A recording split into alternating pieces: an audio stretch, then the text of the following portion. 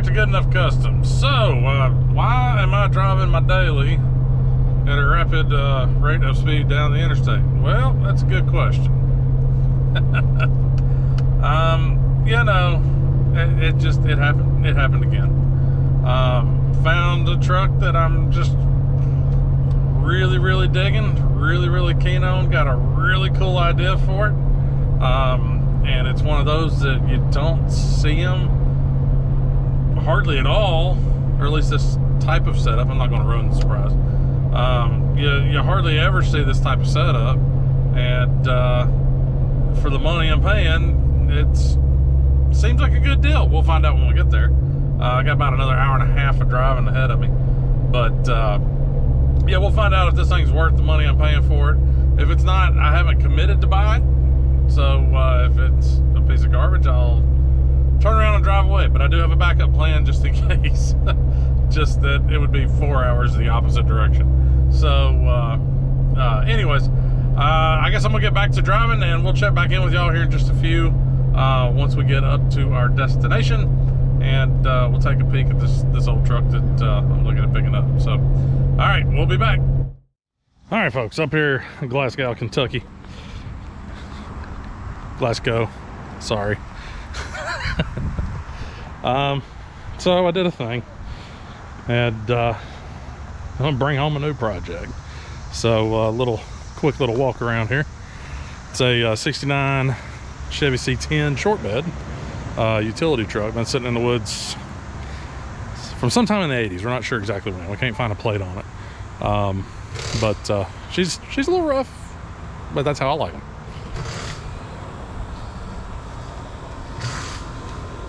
So the 350, yeah, it hadn't been washed or anything, but look at this utility bed. Oh my god, this is the main reason. That's the main reason why I'm buying the truck. So the utility bed is so cool. So yeah, look at this thing. It's got a lot of rust in it, so we got a bunch down over here and some down here in the bottom, some more over here, some more over here, some more underneath, some more on the front.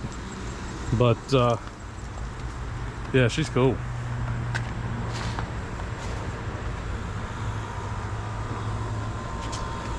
As far as inside, it's not too bad. Not too bad. Not a ton of rust, some surface rust. It's had some paint work done on the inside before.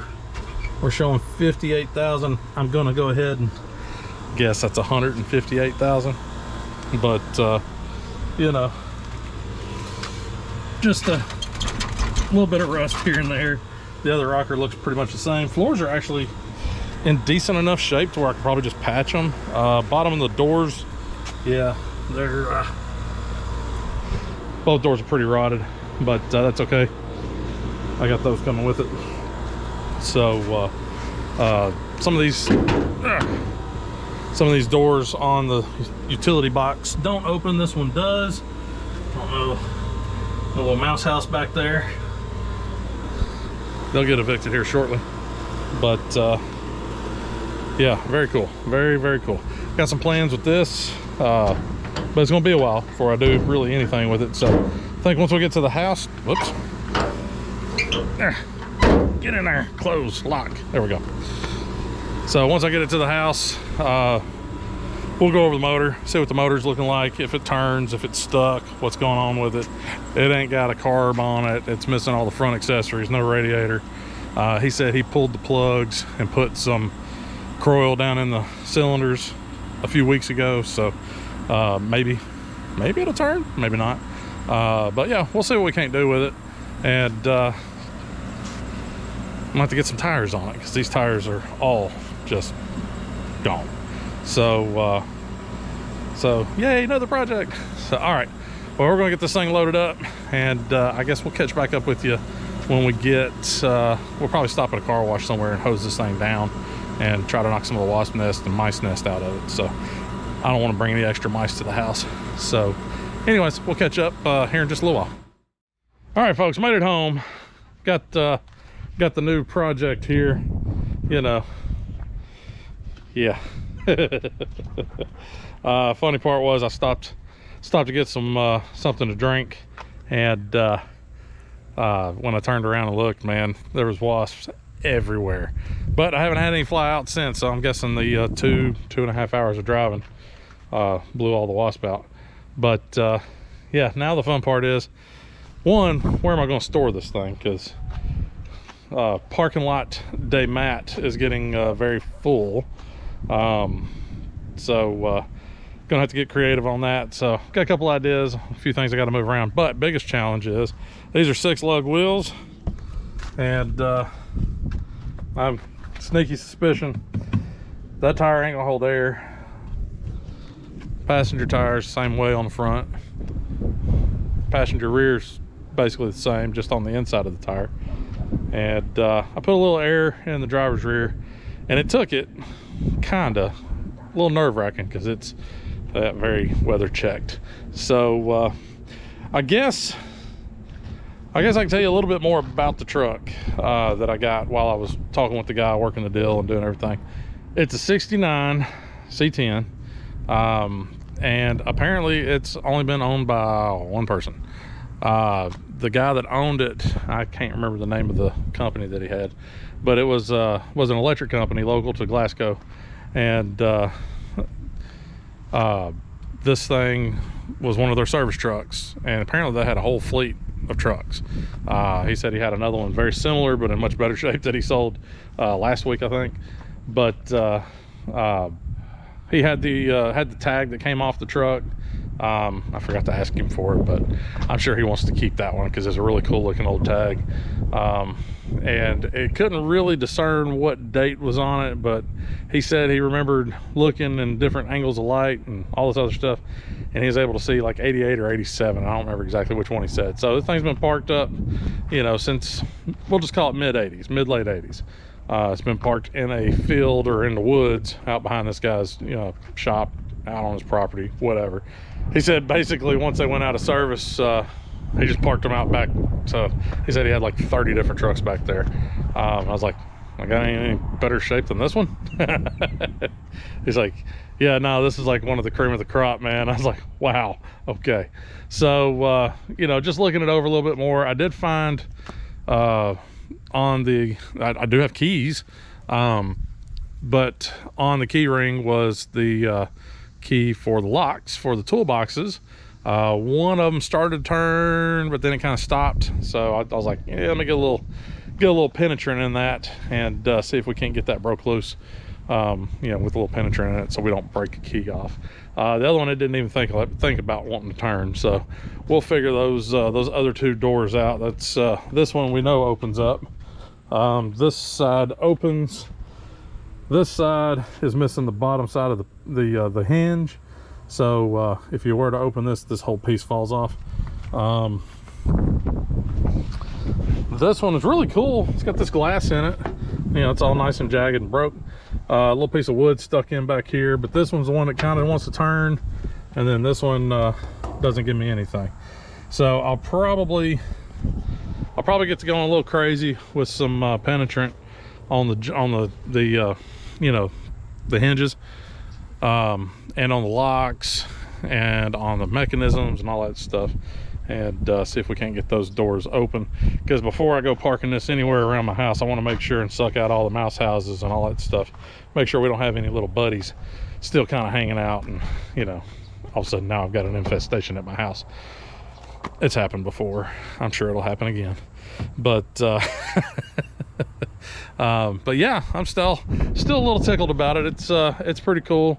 Driving down the interstate on the way back, tons of folks slowing down, getting an eye full of it, you know, as I drive by. So definitely people took notice of it, which is always cool, because it may be something I hang on to. It may be something I fix up a little bit and sell. I don't know, we'll see. I know I get a little attached and kind of hang on to things. But here's the doors we got as part of the deal, since the doors that are on the truck have virtually no bottom to them. These are not the best, but they ain't bad. They've got a little repair that needs to be done down here on the hinge mounts, but all in all, it ain't too bad. So first thing, second / third, maybe first, I don't even know at this point. I got a couple 6-lug wheels out back that should work, so I figure 3 out of 4 turn. That's a lot better than 1 out of 4. So the only downside is the frame rails sit on the inside of they sit way over there, and I got no room to get my floor jack in here and jack up to get the front wheels up and get those other ones on there. I may have a little scissor jack. I think I got an old scissor jack I can throw in there and maybe jack it up and put a wheel on it. We'll see. So that's what I'm gonna work on. Try to get some tires on the front of this guy. I got one good back one. Good. So we'll make it work. So I'm gonna do that real quick, and I'll catch back up here in just a few.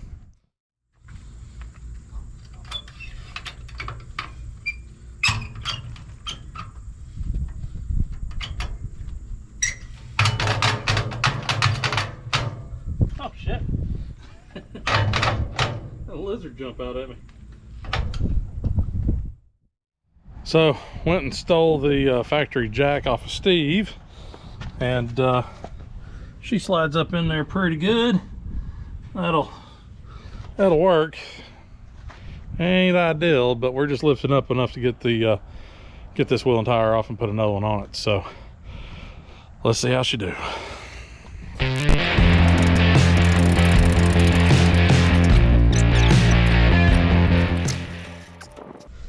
I think I'm about at the end of what that jack will do.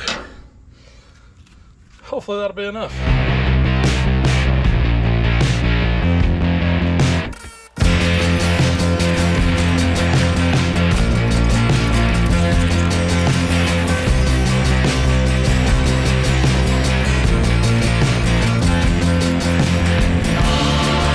Sketchy shit.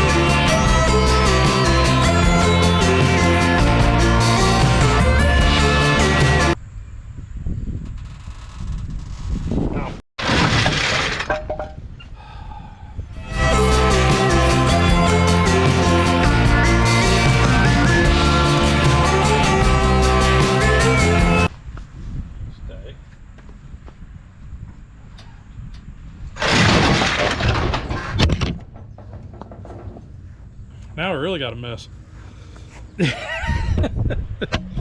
So that was fun. But as Lightning McQueen always says, ka-chow! It didn't really make me too terribly nervous. I mean, look how steady my hand's sitting. I mean, you know. So now I'm gonna chew on this for a minute and see if I can't figure out how in the hell to get the front end of this truck back up in the air. So I'll be back directly. All right, this is the best thing I could come up with. Get the engine hoist out here, hook around the frame rail over there, and let's jack her up. Let's see if this works the way I'm hoping it does.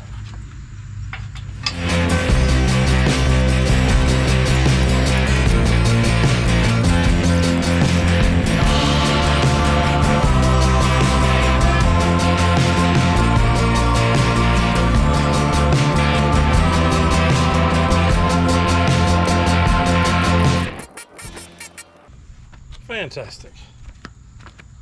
All right, 3 out of 4 wheels are on there ish. So the these wheels I have, they came off of a 90s, you know, OBS truck, and they're that really screwed up offset where they don't really fit anything else. But the problem we have is right here in the center, the hub's just not big enough to go over that spindle. So it's, you know, I'm only catching 3 or 4 threads, whatever. The truck's literally going to roll off the trailer right here tonight. That way tomorrow I can go through and clean it up a little bit, see what we can't figure out on the motor, all that fun crap. So I think I may steal a wheel off the back of the military truck, and that way I can do something about making this thing roll halfway decent to go put it in its new home. So anyways, I'm gonna wrap this up, and then I'll see y'all tomorrow. Well, good morning, folks. Not so much bright and early, but it's, you know, bright-ish. Little threat of rain today. But anyways, figure work a little bit more on this guy, and maybe do a little bit more in-depth walk around. I know we did a quick one at the up there where I picked it up, and let's just see what we can't do. I did walk around last night and again this morning and start spraying all these little handles and stuff, so this one opens a hell of a lot easier. I do want to get the mouse house cleaned out and just kind of run the vacuum in there and just get some of this crap out of here. She still don't want to close on her own, but if you do this, there. See, easy, closes real nice. Let's see, let me grab my Free-All. I'm gonna have to go buy another can of this stuff. This stuff's awesome. I sprayed the lock cylinders over on this passenger side yesterday to try and get into them, and finally got the lock cylinders loosened up, so locks are now working. But that's as much as this guy moves, which is just a slop. Stick my hand through the broken glass, and I was able to spray on the inside, so we're gonna let that sit because it's frozen inside there. This guy, that's again all the slop I can get out of that. I think it's unlocked because whenever I finally got this one to turn, it seemed like it was locking it. So I think we're unlocked here. But I've tried shooting some stuff down there, but I can't quite get behind it. It's pretty snug. I might could try and get something down that little hole. I don't know. Not that big a deal. It's probably chock full of mouse houses or something, or it's got, you know, like a whole family living there. Passenger door, we were able to get it open whenever I went to pick it up, but now it won't open. So the lock or the handle's not working, or it's locked or something, and the bed does not seem like it's on there very tight. So I got to figure out how to get this door open, just so I can get in there and look at the I believe that's our SPID sheet right there on the glove box door, see if we can discern anything off of that. Oh yeah, I also got 3 new hubcaps for it. 3 hubcaps for it. So those will probably end up on the wall. And then I figure we might get under here and see if we can't make this motor roll over. See if it won't do something for us. There we go. And I know I got a wash nest under here somewhere, but I can't find the little boogers. They keep buzzing around whenever I get over here and start rattling on stuff and making noise. So anyways, I guess let me get a ratchet and get on this this crank bolt and see if I can't roll this motor over a little bit.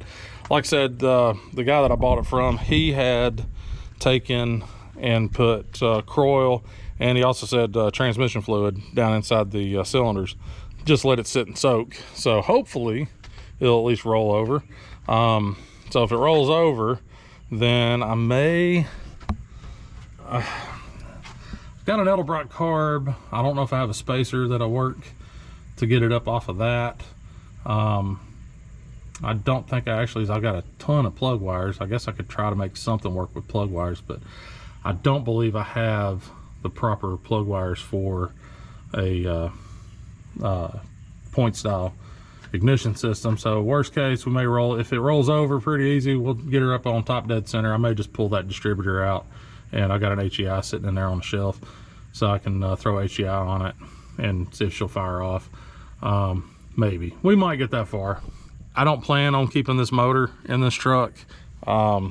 Loosely, the plans are I want to do an LS swap on it and airbag it, because who doesn't like a laid out utility truck? I mean, it's cool as hell. So got some other ideas that I kind of want to do, but I'm not sure if I'm going to stay patina or if I'm going to go back and actually make this thing real nice. Kind of up in the air on that right now. I'm not 100% sure which way I'm going to go. But in walking around last night, kind of looking at it a little bit more closely and everything off camera, I can't quite tell the original colors of everything. So, you know, as you can see, this fender's got red and got maroon color underneath the white, which is flaking off. But it's such a cool patina, I kind of hate to do anything with it. But it's got, you know, it's got some Bondo in it. It's, you know, all along the edges back in here, got Bondo. This has obviously got white, but it's just rust underneath. I saw some green, or Taylor saw some green on the hood last night. The underside of it's fairly black. The cowl's black, had some white paint on it at some point. We got a grease pencil mark back here on the firewall. So, and judging by the script on it, that may be original. The odometer says 58,000, if I remember right. Yeah, 58,288. So you can get around the needle there. But so the odometer says it's only 58,000, but you know, it's probably 158,000. And I get a little, I'm not 100% sure when it comes to years of colors that they did on the motors. I'm pretty certain though that 60s, sometime in the 60s, I know they did like a darker blue color on the motor. And then in the 70s, they went to the orange, and they ran orange up until sometime in the late 70s, early 80s. Or maybe it was 50s they were blue, and then 60s they went to orange. I don't recall. But this motor is, it's almost a Pontiac blue, but I know it's not a Pontiac motor. But yeah, it's almost Pontiac blue, but it could be that lighter color. So my thinking is this motor's been swapped out, plus you've got, you know, the orange on it from the water neck here. So maybe sometime in the 80s it got an engine swap. I haven't pulled any of the numbers or anything off of this motor to see. Let's see, the pad here, that's fairly easy to see. We got those numbers will tell us where it was made and the year and all that stuff. And then of course back there on the right at the bell housing adapter is you know, you can actually look up the block code and see what block it is. So but yeah, I mean, looking at it, we got red, here's white, again red, white, red, white. So she may have been a red truck originally, because there's a lot of red poking through everywhere now that I'm digging around on it a little bit. Now the interior is white, but the interior has been painted, and that's evidenced by the brake cable has been painted. Yeah, that's super nice. The fresh air vent knob has been painted. The air box over there has got overspray all over it, and you know, well, like the firewall here is white, so I don't know if this thing went through a full-on repaint or what. I don't know. I guess we'll find out more as we dig into it. The weather stripping's been pulled off, you know, pretty much all the way around, and it's, you know, it's white, and I'm not seeing any red up underneath it. Looking back, way back in here, you may not be able to see it with the camera, but there's it's rusty back there, but there's white back there. So I don't know if they decided to, you know, since it was a truck being used for electric work, kind of a fleet vehicle, they found, you know, a red one and it's like, let's just paint it white. And, you know, I guess at the time it would have been Earl Schaub or Mako, and they did that. maybe, I don't know. Interior was definitely blue though, unless they put a different steering column in it. But you know, blue steering column, blue dash pad, used to be a blue steering wheel thing. Boy, that steering wheel's seen better days. Does the horn work? No. Seats blue. This guy's blue underneath the black paint. It's blue. I got a green seatbelt holder here, but I can't tell if that used to be blue and it's just greened out. Of course, they sprayed it black. I don't know. It could just be just a mass of parts kind of thrown together. So let's see. Yeah, so I don't know what color this thing originally was. The box was definitely going to be white, because it's just like white and then rust. But I mean, we've got if you look here on the front edge of it, I mean, right here at this seam, this is where the floor is. It's rusted pretty well here and almost pretty much all the way across. We've also got another seam here for in the back here. There's shelving and all this other stuff, and it's rusted right along that where that shelving sits. Of course, we're rotted like crazy right here. That doesn't seem like it's too big of an issue as far as making this piece. If I decide to go ahead and do like a restore on it, probably won't, but it's a pretty simple bend on an angle, so that's not too hard. I could probably put that on a pipe and just kind of roll it and get the right angle going right there. The hinge is broke down here, it's missing. So in the pictures when I first bought it, this door was off of it, mainly because it was just sitting in the back of it somewhere. But yeah, the pin for the bottom of the hinge is gone. This door is, you know, pretty rotted. That bottom panel is pretty rotted. You know, we're going to lose this corner as well. It's pretty bad. So, you know, it's got its trouble. This door, it's all rotted along this door. Right here is where part of the frame is for underneath, and there's part of the inside shelving area. So you know, that's rotted pretty good. Don't know what wonders await us inside this big door. I can't wait to get this one open, figure out what's going on in there. But again, rotted out at the seam all the way back. Of course, you can see my cab corner, and the rear piece of the cab is just in bad shape. Door shot all the way at the bottom. The rockers, actually the rockers turned up on the inside right there. But like this door used to be green, so used to be a green door at pea green, I guess. This fender looks to have been blue at some point, but the cab used to be red, looks like. Yeah, green, red cab, blue fender, blue hood. There's some good blue right there, and that's gonna match this. So I don't know if it was just kind of a piece together truck, or they had a wreck and it was just like throw some used parts on it, let's just call it good. I don't know what's going on with this thing, and unfortunately the fella that had the truck, that owned the truck, he passed away, so I can't get any detailed background on it. But we can try to piece together some things and figure out what's going on by looking at different indicators and just kind of seeing. I mean, you know, the bumper is I mean, it's rust, and it could have just been a white bumper from the factory, but I mean, you know, it's been up pretty good. I may be able to straighten some of that out, maybe not, I don't know. But yeah, I mean, there's the truck's definitely had some things happen to it in its lifetime, and I really wish I knew, because it's always fun just kind of knowing the history on these old things.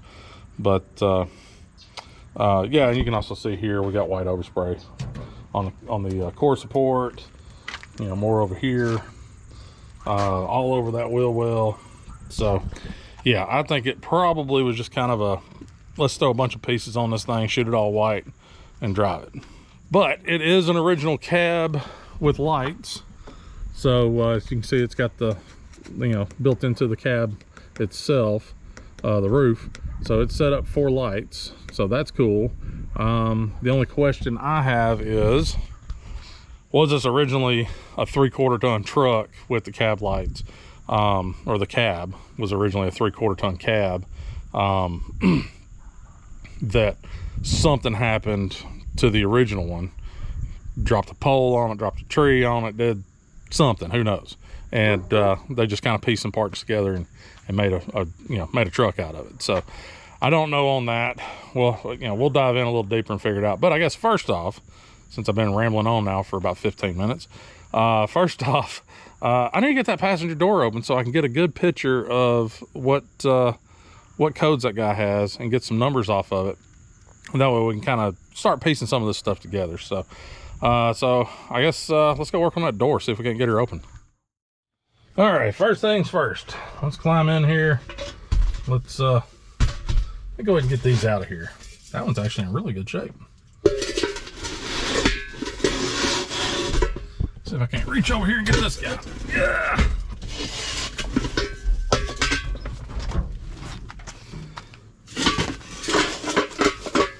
We got any friends riding with us underneath here? Nope. Okay. All right, let's go put these up somewhere. All right, got those guys out. You know what I may do? I think I'm gonna run the vacuum first. Yeah, because I don't feel like getting just covered in just gross everything. There's not a ton of mouse poop in the front of this thing, which is surprising. There may be underneath, but like up in the seat's not ate up with mice. So maybe we lucked out pretty good. But yeah, I'm gonna get the vacuum. I'm gonna vacuum the seat off at the very least, and maybe do some stuff on the floor as well. So let me do that and I'll be right back. All right, so now we're in the truck and my driver's door just closed. So let me open that back up. Okay. Don't close. A little fresh air in here. All right, so first let's check the obvious. Door lock, not operational. That handle seems to be working, but the door lock appears to be stuck. Yeah, they make these a mile long. Okay. Now let's see if we can't just do this. See if that won't help. Of course, now that thing's slicker than crap. So we'll put our knob back on. I can't roll it down, my handle's broke. At least maybe I can, let's see. I'm gonna give that a big negatory. All right, well, since we're in here, we can look.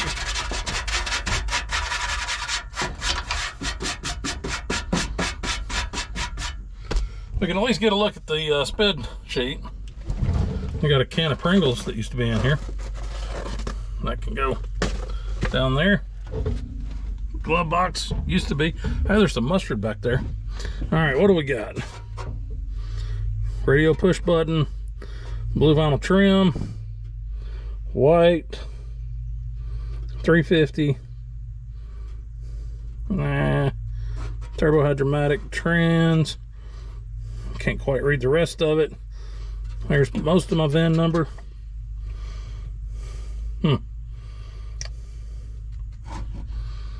Yeah, I really need to get a better look at that, but yeah.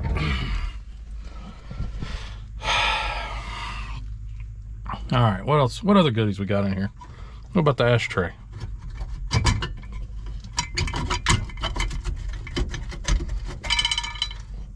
Random screws and bolts. Check. Oh, that guy's froze. That guy's froze. We got a mug. Indianapolis 500. Cup of some sort. Okay. Apparently it was listed for sale at some point, and then maybe they tried to burn it down. And they had goggles for safety. So, all right, I guess what I'm gonna do is let's get my bottle cap. Oh, an original Coca-Cola Classic bottle cap. Let's close that up. Oh, something telecom, US Telecom. So we got a US Telecom railroad safety sticker. So I guess I'm gonna come in here and try to get that little clip out and pull that off and vice grip it and roll that window down. Then I can work on it from outside, because it's a little warm in here. Thankfully it doesn't smell too terribly bad. So all right, let me do that. I'll be back. Well, I was getting pretty frustrated, so I turned the camera off because there was a lot of swearing and just general aggravation involved. But yeah, I got the lock cylinder out. You know, like I said, not too worried about maiming the door up. Whatever. If it stays patina, it adds character. Whatever. So I think the problem is the handles aren't working. That handle doesn't seem to be doing anything in here. Well, now it is. But this one doesn't seem to be doing a thing. I ended up getting a hold of the handle into the lock hole and getting it pulled, and it pulled right out. So, okay, now we got a little bit better shot over here. Definitely a lot of, I'm guessing a lot of poop in here because I got a lot of flies hanging out over here. Oh, there's a little lizard that died. That had something in it. Gross. Yeah, I think I'm gonna get the vacuum over here. This is pretty disgusting. So yeah, let me get the vacuum on this crap and I'll be back. Got her vacuumed up a little bit. Found something kind of neat, I guess. But as you can tell, there is no passenger rocker panel at all. There's what's left of that side and that side, and every time I move something, more rocker panel falls. But I did find a registration sticker from '82. So I don't know if this is when it was parked or because this sticker hadn't been used. So got an '82 sticker there. So that's kind of cool. Gives us a little something. Yeah. So something US Telecom. I saw on the one door that opens really well. We'll go over and look real fast. Yeah, nice bottle of mustard. It's French's. Fancy.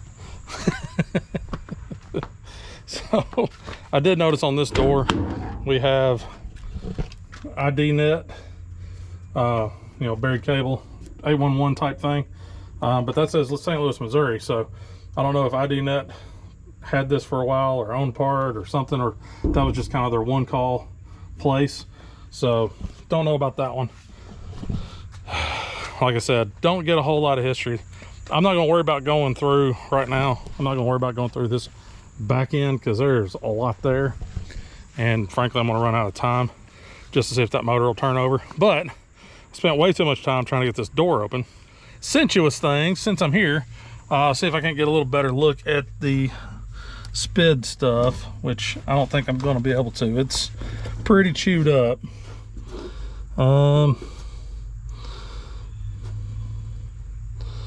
Push button, blue vinyl trim, something mirror left right, so I guess it had a different mirror option. 350 V8, marker lights, or marker lens, something like that. So yeah, marker lights right there. I really wish I could see what this guy says right here, but I can't quite tell what this top line says. So that I don't know if my colors show up over here. I haven't looked into these trucks enough to know exactly how to decode things. So yeah, I don't know. All I know is it's really gross in there. I guess we're going to call that good enough for the inside for now. I did notice there's some stuff under the seat. Some of that old plastic, it's like yellowed plastic, and maybe a glasses case. I wonder if I can get in there and get those pulled out. Ow, that hurt. The glove box door does actually work. So let's see if I pull out a nub or I'm able to pull out something. Huh, that's interesting. I'm guessing an airsoft case. What is this? Okay, that's part of the seat belt. There's a cup, and I see over there. Don't know if y'all can see or not, but there's some insulation and a lot of mouse poop. Yep, that's about it. So let's get this feller out of here.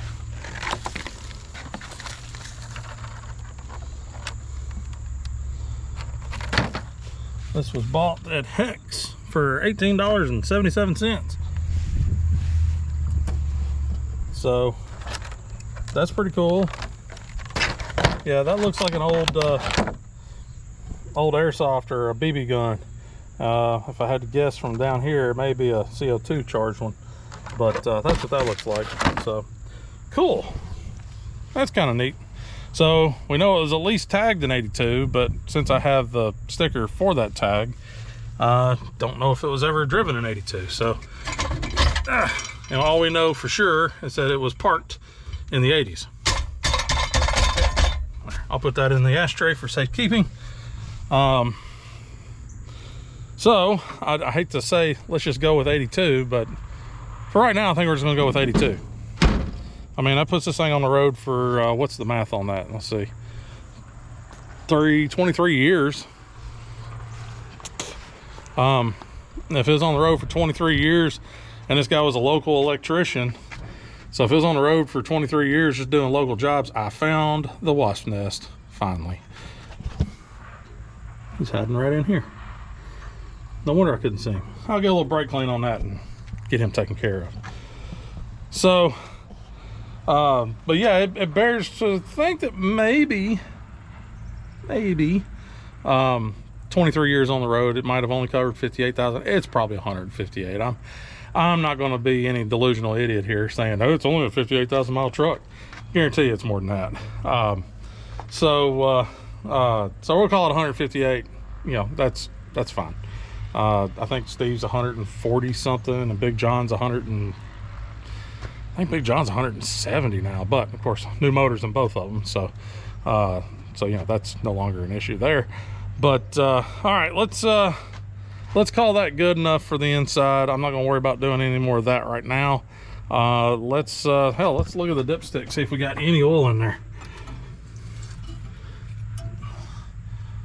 She's dark and seems a little thick, so that, I guess that's a good sign. It's got oil in it, and it just smells like old oil. It don't smell like anything other than. So let's see. So we got oil in it. I wonder if the tranny's got any oil in it. Now, we did prove last night that there are 0 brakes getting this thing off the trailer. I kind of wish I had the camera set up when we were doing that, because she got a little sketchy. Coming off the brakes, almost hit the shop. It probably stopped a foot short of hitting the shop. Let's see if I can get my big butt over here and get to this tranny dipstick. And looks like we need to add a quart, but it's got some in it, so that's good enough for me. All right, let me handle this wasp situation, and then I'll get a bar on this crank pulley, and let's see if we can't get her to roll over. So I'll be right back. All right, let's see if she'll roll. Yeah, wasp have been taken care of. That was short work. We're not gonna crank too hard because I don't want to snap the head off this bolt. She ain't budging. Yeah, she's a little tight. So I could get creative and pull that pulley off. Could get creative and make a little bracket to go here on the end of the damper. You know, using the 3 bolt holes for the pulley. That give me more leverage up here. But like I said, this thing's kind of a, you know, whatever. I'm not too terribly worried about this motor. So I probably won't spend a whole lot of time on it. We may go ahead and decode some stuff and see what I can't find. But I am running out of time for the day. As I still got to get the edit done and all that fun crap. And then I got to pick up all my tools and figure out how I'm going to, you know, store this truck. Because it'll be just a little bit before I get to it. But, yeah, let me, maybe we'll throw some more stuff down the cylinders and see if we can't get, you know, maybe they'll unstick. They probably won't, but maybe they will. But yeah, we'll throw a little more crap down the cylinder, see if we can't do something with it there, and then maybe down the road we'll see if we can't break it loose and see if we can't make this thing run. But again, I'm not too worried about it because I don't plan on keeping this motor in here. I plan on doing, like I said, LS swap and going that route with it.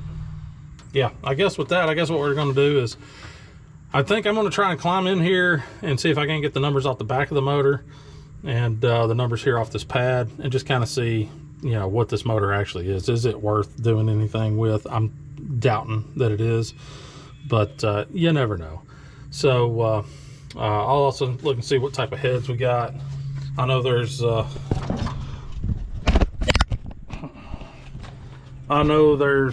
you know, I've seen it before where you can look up, you know, these little patterns, because I have no idea what these patterns are, you know, right off the top of my head. I'll actually have to look that up, but there's what our pattern looks like.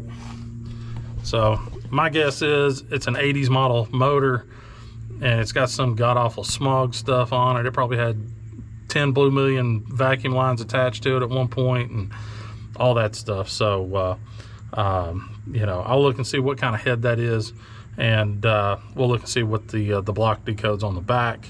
And then, like I said, I'll get these numbers and we'll figure out what numbers those are. So, all right, I guess I'm gonna do that real fast because that'll require me climbing up in here. I'm gonna need all my appendages, so I'm not gonna worry about filming that. Plus, it's literally just looking on the back driver's side of the motor.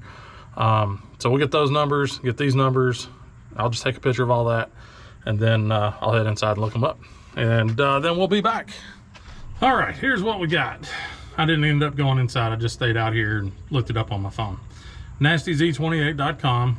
I believe it's .com. Yes, NastyZ28.com. They have killer amount of information on small block Chevys, big block Chevys, I think, as well. So the numbers on the pad down here show that it was a this is a 1975 Chevy 350 that came out of a 3/4 ton pickup. So this would have been a 1975. The number on the back is a small block 350. Dodge things sound fast, not fast. Let me get back over to the code. It's the 3970010 code. That's the same casting number that they put on 350s from like 60 something to 88. I don't have that right up in front of me right at the moment. It's a 350. Looks like it's a 350 out of a 70. What did I say it was? 75? Yeah, 75, and it was made, the motor was made February 28th of 1975 at the Flint, Michigan plant. So that's what we've got decoded out of this guy. So it's a Chevy 350. I think it's a 165 horse motor. Turd motor, basically. Now the bonus side of that is it is a 4-bolt main, so you know it's a good block. But yeah, it would have been a 3/4 ton truck. So the heads are probably crap. I haven't looked those up yet. I'm guessing they're probably the 1975 heads. I used to have one saved, a really nice one on my phone. I had a nice little thing saved for that. Let's see if I can find it. Found jalopyjournal.com has a really good little graphic that's set up specifically for identifying these small block Chevy heads. So you can go on there and you can look at your shapes that are on the front of the engine head, and basically, you know, if you pass kindergarten, you should be able to match the shapes. Now I say that jokingly because some of the shapes are a little bit difficult to figure out exactly, like, this doesn't look exactly like what they're showing me here, which is actually the case in this situation. Another way to do it would be to pull the valve covers off, find a casting number up underneath the valve covers. It'll be down inside, you know, the inside part of the head, and you can look at those casting numbers. I'm not going to be that invested in it. Like I said, this motor is pretty well just junk at this point. You know, I know my dad's looking for a 4-bolt. Maybe I'll just give it to him and be like, here. Maybe we'll tear it down and send it off to the machine shop for him to get it, you know, cleaned up or something. But yeah, so I'm not going to too terribly worried about it. But yeah, that's definitely not the original motor. It's a 75 C20 motor, 165 horse, 4-bolt main, 350. So, you know, like I said, not that big a deal. LS swapping it, be done with it. So you guys might be going, seriously, dude, you really bought another damn project? Yeah, I know, I bought another one. Why am I doing this to myself? You can't even fix other projects that you've been working on for a while. Yeah. So, so yeah, the Blazer's coming back up here for long. Now that it's starting to cool off a little bit and it's just not blistering hot out here in the shop, I can get back to the Blazer, get back to work on it. There's really not a ton of stuff left to do. I mean, there's a lot, but it's not like ripping all the floors out and putting them all back in type stuff. It's there's a lot of work, but it's little stuff. It's a lot of little stuff. Maybe a couple big things thrown in there, but most of it's little. So so the Blazer will be coming back up here for long. I got to get that big block finished up. So once I get the big block done, then it's going to be gung-ho on the Blazer. Try to get that guy knocked out. You know, the Pontiac, that's what I'm building the big block for. It's going to go on the Pontiac for now. Eventually, don't worry, I know a lot of y'all really want to see the big block in Steve. It'll eventually make its way into Steve. Kind of my thing with that is I don't want to go throwing the big block in there, you know, pulling a motor and swapping the motor and trans out and doing all that stuff and not fixing all the rust on the firewall in Steve. There's a lot of rust there. I'd love to get all that stuff cleaned up and finished up. So when it does come time to tear Steve apart, I'll go ahead and pull everything off and start, you know, welding up and cleaning up all the rust that's on that firewall.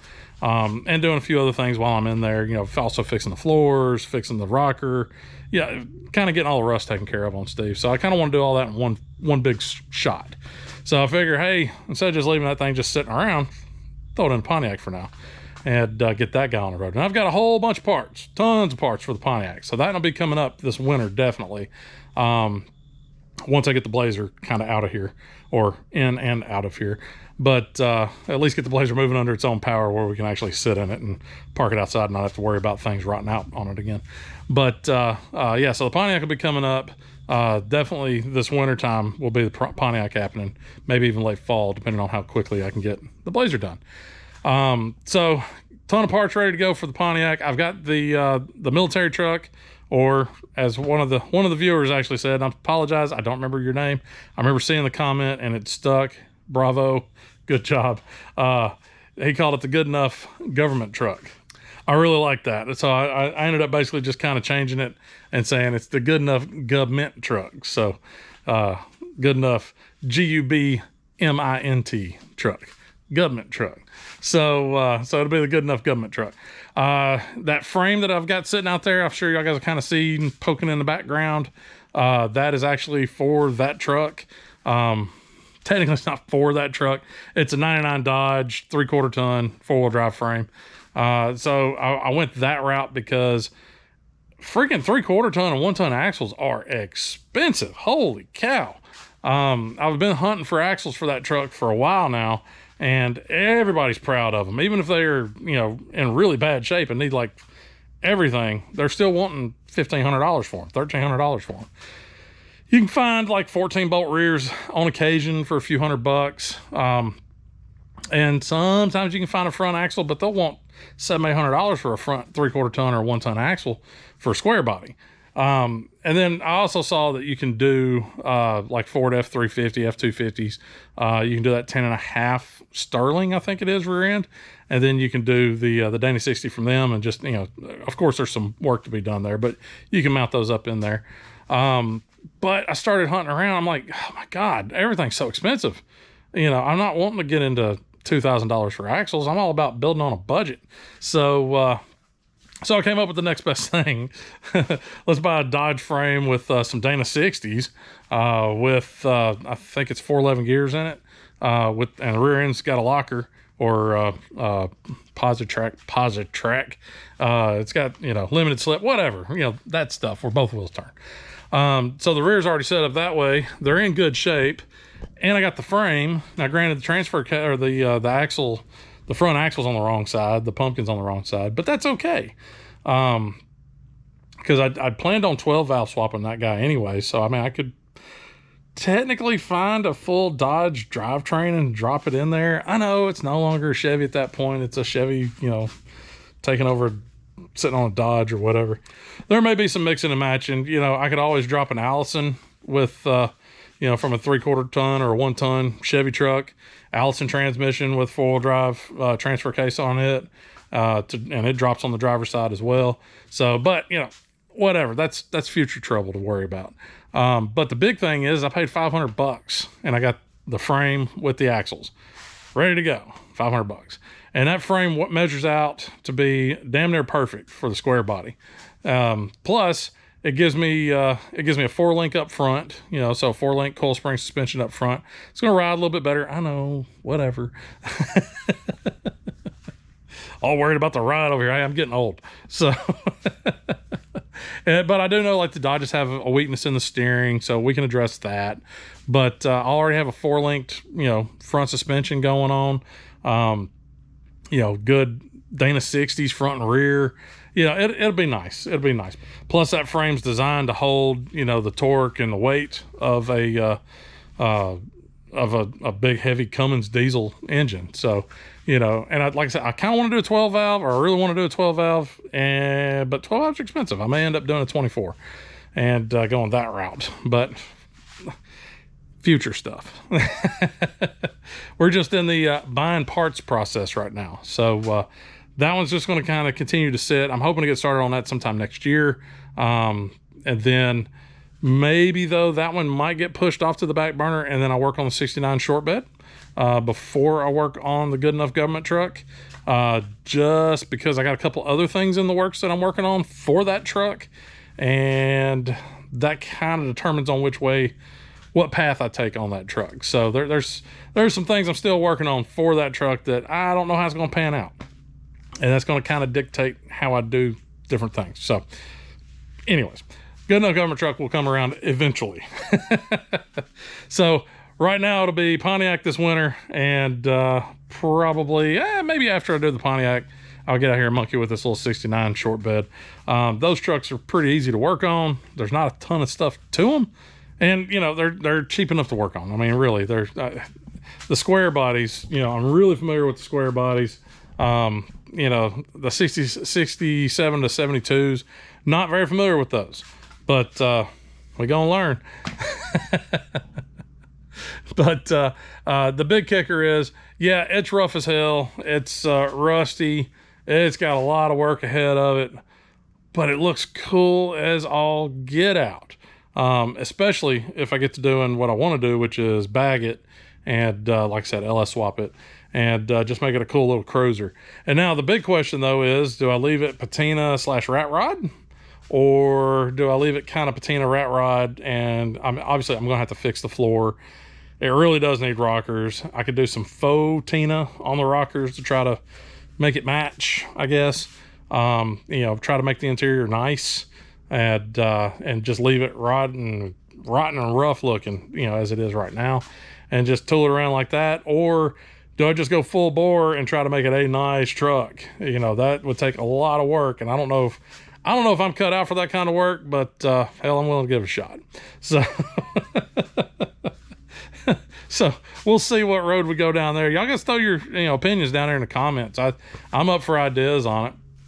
Absolute worst case, if that utility bed just becomes an absolute nightmare, and it's just something that I'm like, this thing's too far gone, there's no usable metal on it, whatever. If that becomes the issue, because we've only scratched the surface on that utility bed, if that becomes the issue, then hey, I'll start hunting for a short bed, step side short bed, or a regular short bed, or maybe I can find one of those one of the elusive short bed with the utility boxes on it. We'll see what we can figure out. So so anyways, y'all guys drop some comments down below. Let me know. Let me know what you think. I guess getting back to it and wrapping this thing on up. You know, I appreciate y'all guys watching. You know, sorry, last week, busy week. I was exhausted and did not put a video out. It just happens, you know, life gets in the way. So, but if you did enjoy the video and you like seeing stuff like this, be sure and hit the subscribe button. And if you liked it, be sure and hit the like button. And, you know, we'll have a lot more stuff coming up. More on the old K5 Blazer coming up here before long. A little bit more on me not quite knowing what I'm doing on the big block, but trying to figure it out best I can. And, you know, plenty of little projects coming around the bend. So, all right, folks. Well, if you, oh, and if you're just now seeing about this truck, you might ought to check out my social medias. They're down there in the description. I was posting pictures yesterday when I was coming back with this truck, and then last night as I was kind of getting it unloaded and the whole adventure of, you know, getting it unloaded, because that was fun. But but I was posting pictures up last night. I don't post a ton, so don't worry, I'm not gonna blow anybody's feet up. But I post, you know, enough, I suppose, once or twice a week maybe. Look forward to seeing y'all guys next week. And just remember, folks, it ain't gotta be perfect, just good enough. And we'll see y'all later.